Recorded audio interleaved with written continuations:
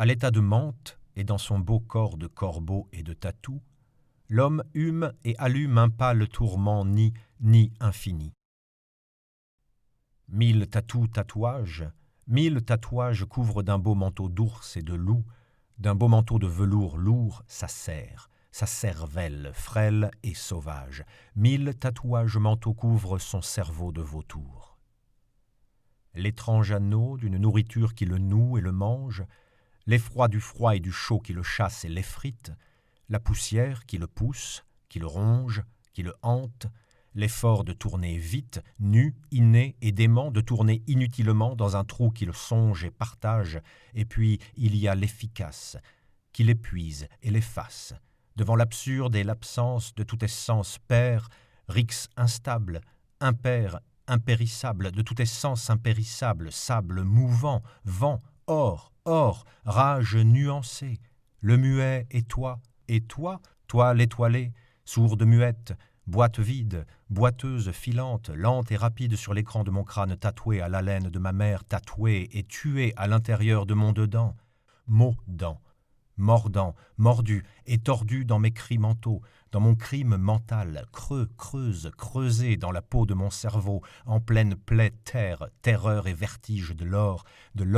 l'horreur de vie, de vivre comme l'époux de l'épouvante, en pleine mort vivante du mot, du monde mortel tel que la vie de ce monde vide et immonde nous l'inflige. Avec ces mots de tête, de traître, avec les mots, les mauvais coups qu'elle joue quelquefois au couple capital, la vie coupe une fois pour toutes, pour toujours, en petits mots, en tout petits morceaux, le corps fondamental du couple. Cette menthe démente du moi sous-souple et total et enferme le beau corbeau fondamental mental du moi dans une cage métallique, lit métaphysique qui le rend fou, froid, prisme, prisonnier et mère, père, périssable. Mais les tatous qui sonnent, les tatous qui sont tous tâtés aux os par moi, les tatouages mentaux d'un zoo qui poussent dans mon anti-cerveau à moi, ce faux dément enrage contre les mots, contre les mobiles qui me séparent de mon toi, qui se part de ma bile à moi, qui se partagent abusivement le moi et le toi à moi, rampent, plissent et remplissent en moi la pensée déjà pensée et la bile du toi, et la remplace par une pensée pensante, saillante, saignante, qui à son tour est repensée dans une sorte d'auto-pensée errante, erratique, érotique et violemment absente. Ainsi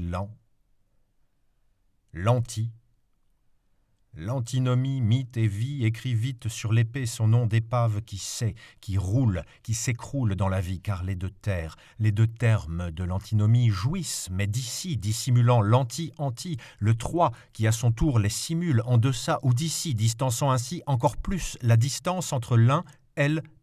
et l'autre. Elle lance et contourne un évanouissement contractile, tactile, contradictoirement tourné vers l'autre, et contrebalance un épanouissement expansif autour d'un front à distance, rond, content, plat, actif et contemplatif. Capturant l'essence du moi à ses vices, à ses viscères qui puisent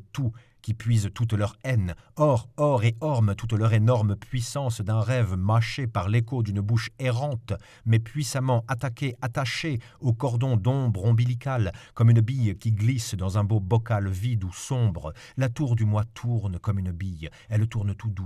doucement dans le tourbillon du ventre mental. Et c'est alors du mot, hors du monde dévorant que la menthe, et c'est alors que la menthe mord le corbeau dans son centre. Avec émoi dans le cœur,